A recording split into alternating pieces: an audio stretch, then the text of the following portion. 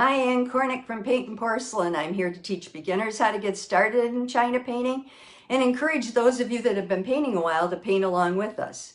And today we're going to be working on soda pop water, basically. I call it cola water, but my preference is probably Coke or 7-Up. The key is it has to be sugary. It can't be diet.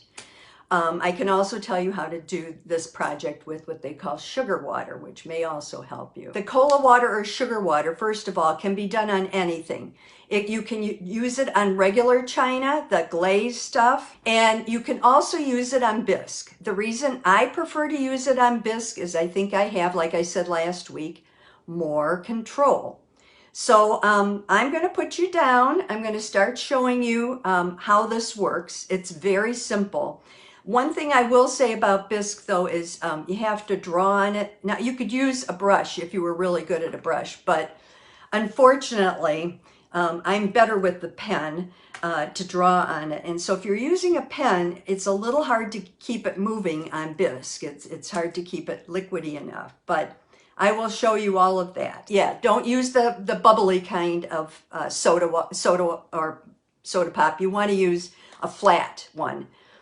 Oh, and I put mine in one of these little guys, and it has the little dropper in the top, and it makes it much easier to just drop a little bit on your tile when you're mixing it. So these are the things that we're going to be talking about today. Here's the tile. I have my paper towel. One thing I suggest you have on hand is I use a can of water, and the reason I use the can of water is that it doesn't spill over, but the water will clean off the Coke from your tile, and it will clean it off from your pen and from your knife. So it's important to have all of that. It makes it a lot easier. You're not going to use, so you're going to start with a plain egg. And what I would recommend before you get too far along with it is that you draw. You can use a regular pencil, it will fire out, and you can draw whatever it is that you want to paint on here. But I'll do it a little darker. Don't do it this dark. Do it a lot lighter. But if you wanted to draw, you know, your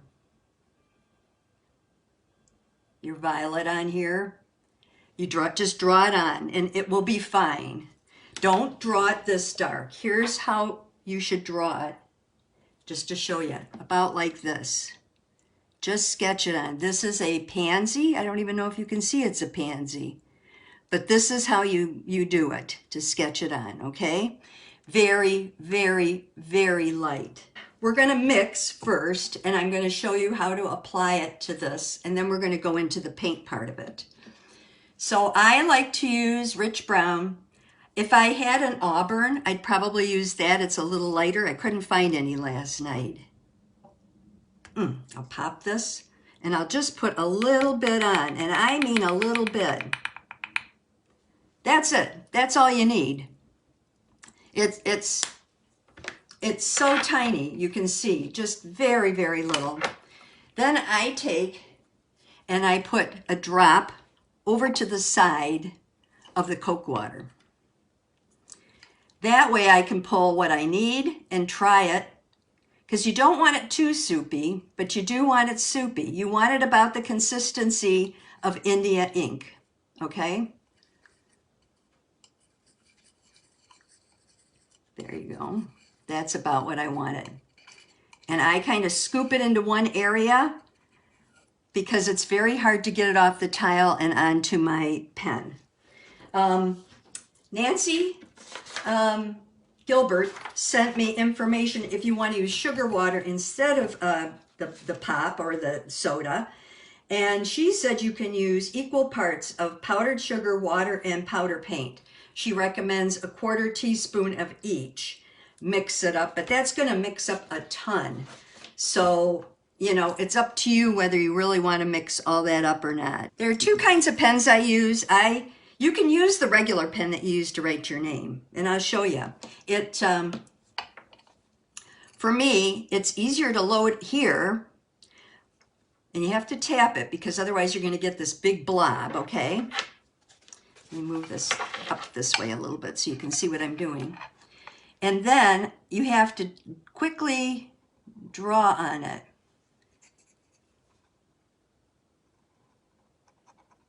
Here we go. And you can see it fights me. It might be that this isn't quite syrupy enough. Yeah, it's starting to dry out already, so let me get a little more of that. That's why you keep the Coke handy there. You can just mix it in, get it just the way you want it. That's a little better. Okay.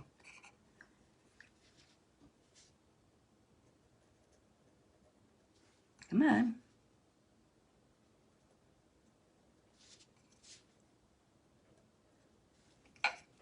And then I'll do this end up here.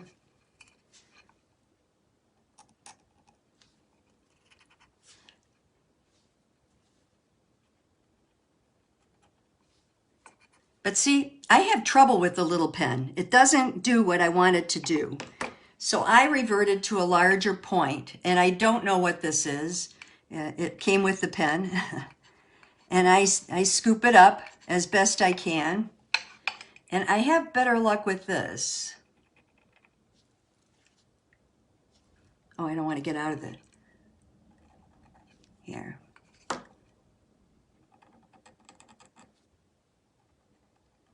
So I tend to use a larger pen point than I really need. And it doesn't go really quick. It takes time. It takes patience. You want lines that are not straight, not real even. You want them to be, to have some expression in them. So you want them a little bit curly, and here, let me put a little more on here. I'm going to pull that in. There we go. If you get it too soupy though, I will tell you, it'll give you a really disjointed line.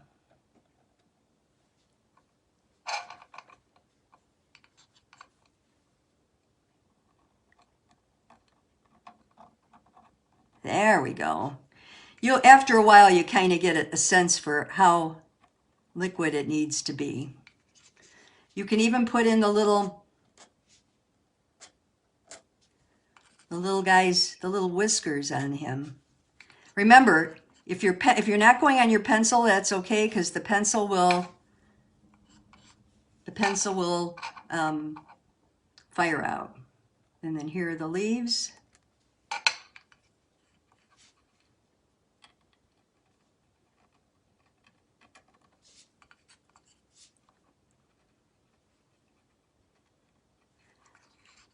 I usually do the main vein.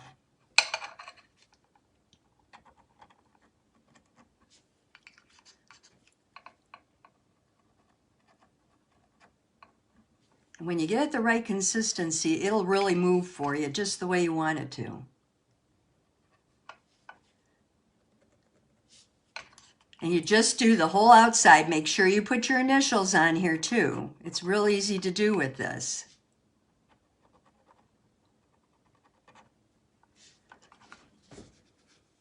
So that's what I have so far. It gives you an idea of what all's involved.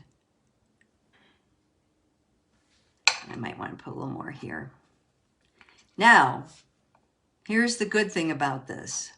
Oh, okay, look. I can touch it. It doesn't come off. But if I make a mistake, I take a Q-tip. You can dip this in water. You have a can of water handy because that's what you clean it off with. And you can just, can you see what I'm doing here? You can just do that and it will take the mistake right off for you. So that's another advantage of using the Coke water. It makes it very easy to correct any mistakes that you make. If you want to start over and you don't like this, you can take water and just wash it off. And if that doesn't work, because sometimes the bisque will absorb the brown, then you can take turpentine, not mineral spirits. They don't work on this. But turpentine will remove the rest of the brown, if you have any brown that just won't come off, any paint that won't come off. Now, when this gets like this, see how it's real gunky? It can be reconstituted. And one of the things I want to make sure you understand is that you can leave this on your palette, go away, and come back and decide you want to paint. Now, see, right now I couldn't paint with that. It's just, and all you do is just add a drop. I add it over to the side. Well, this is a small drop. You never know what size you're going to get. And then I just mix it in, reconstitute it. And you can do that for a very long time. I'll clean my pen with water. And then you just go in here, pick it up, and just keep going. Now see this? This is my knife. If I try to wipe it off while it's still wet, it's fine. But this side, if I try to wipe it off, not all of it comes off. If I dip it in water and just wipe it off, I will get everything off. Okay, let me set that aside a minute. Let me just show you on my dad's, I don't know if you can see it, maybe you can. His stuff was a little too thin, and so it kind of looks like the paint is skipping. Up in here, it looks like it's skipping. So if you get it too thin, it won't run a nice line, a nice thick line for you. It will skip. It'll go down as if it were being repelled by water. This is dry. Makes it, and you don't have to fire it at this point. So here's one I did earlier, and it's not fired. And I'm going to use regular China paint on it. Some colors here that I'm using. I've got apricot and a royal violet, cool shadow, buttercup, chartreuse, a warm brown, green, and a moss. All of these except the yellow, I know go on very, what do I want to say? Very matte. So I can use my regular China paints because I don't have a matte purple. And you know, I don't want to buy a matte purple for this. So now I'm going to paint this, and I'm going to show you something extraordinary as we're painting it. Again, for painting on bisque, I use a combination of half balsam of copaiba and half mineral oil. It just seems like it works better. And I take it, here we go, let me show you. Here it is. I'm going to flip this over so we have a cleaner side to work on. I take my oil, I dip in my oil, and I go like this, and that's it. I'm going to take my purple and pink. I'm going to start with the pink. I'm going to put the pink on first. I think you can see. Yeah, I think you can see. Here we go. I'm going to put the pink on first. Oops, went right over the top of it. That wasn't very nice of me, was it? There, I'm just putting pink on.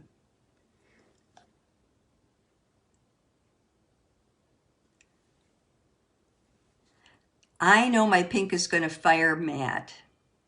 So that's going to work fine on here for me. And then I'm going to take a little purple, and I'm going to put a little purple down in here, and maybe a little purple over in here. And now once I've got paint down, it's much easier to put another color over it because the oil's already there and it helps. And here,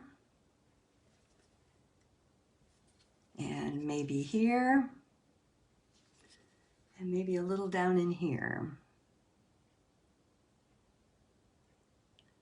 Okay, so I have that little guy painted, and now I'm going to go in and I'm going to paint the leaf down below him because I want this, what I'm about to show you, to be fairly dramatic. I'm going to take a little chartreuse, which I know will fire matte for me, and a little moss because that fires pretty matte for me. And I'm just going to paint in the leaf. Remember, you put the dark up near the top of the leaf because it's under the shadow of the flower. And maybe here I'd put the dark across because it's under the shadow of this leaf. And then just do the end a little bit. Leave a little bit of highlight. It will stay just like this when it fires. It will not change color. So, oops, if you think you need 2 coats, fire it, and then put the second coat on. Okay, so I've got it, some of it painted, and I got color on it, and let's say I decide, oh, I don't like that at all. I'm going to take off all the color by dipping in my mineral spirits and wiping it off. But you will notice the Coke does not wipe off. The Coke syrup is still there. So that's another advantage of using Coke syrup. If you make a mistake, you can take minerals with the color, you can take mineral spirits and you can just wipe it off and it will stay exactly the way you want it to. Finally, borders. I did a couple of different borders. You know, my dad did this one and he put flowers and then he painted the flowers. If you do this though, you can't hold it like this and carry it downstairs or wherever you have to put it in the kiln. So I did a border and I experimented. Now this was red. It fired a little darker than I wanted it to. This one was blue. Can you see that one there? Yeah, that's the blue one. So you can take any color paint, mix it with the Coke syrup, do the border, and then if you want to carry it downstairs, you don't have to put it on one of these things that jiggles all over the place like this. You can put it on, just carry it. Because if you use Coke syrup on here, it won't come off. Now, you're probably wondering, well, why don't I use Coke syrup on here? You can, but it just means mixing more and more colors with the Coke syrup or the whatever you're using. And honestly, I think that the China paint is guaranteed to come out looking, you know how it's going to look. You know, it always ends up looking really nice. For borders, let's say we want to do a border on here. It's basically the same idea, except you use a color paint. You just put a dab of blue on there. I got a lot of paint in here, so maybe that much will do. You don't need very much. And then you just take a dab of the Coke syrup and mix it just like you did the other. I'm going to need a little more. You want it the consistency of India ink. And then you clean your pen that you've been using with water to get the brown off of it. And you can just pick this color up like this. And you can just do your